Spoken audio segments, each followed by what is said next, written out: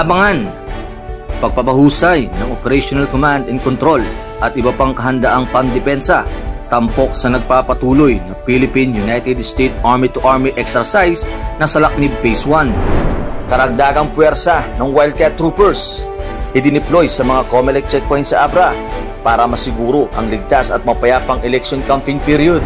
Culture of security naging sentro ng awareness campaign ng Tatag Troopers sa TBTB Elementary School sa Taliingod, Davao del Norte.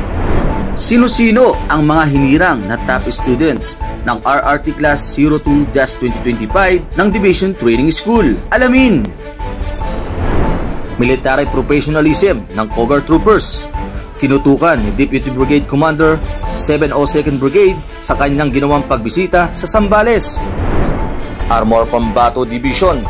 Ibinida ang kanilang mechanized infantry capabilities sa mga kabataan ng Tarlac sa pamamagitan ng static display.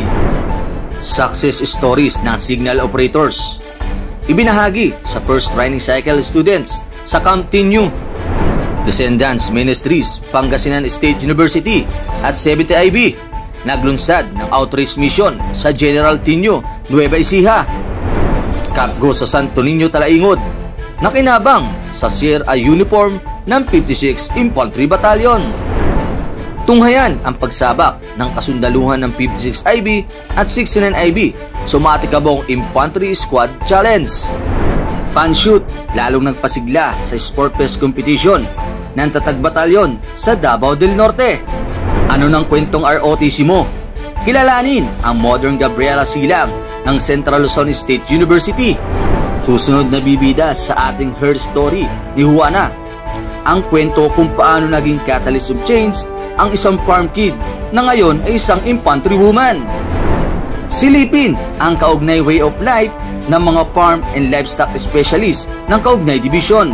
Tara na't pasukin ang bahay kubo ni Master Sergeant.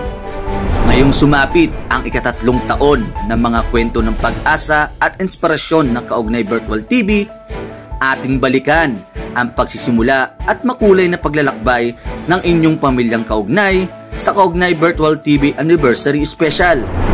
At huwag palampasin ang pasampol ng pamilyang kaugnay sa kanilang hosting skill at kulitan sa Tanong Ko, Sagot Mo. Ang lahat ng yan, tutukan mamayang alas 12 ng tanghali sa Kaugnay Virtual TV.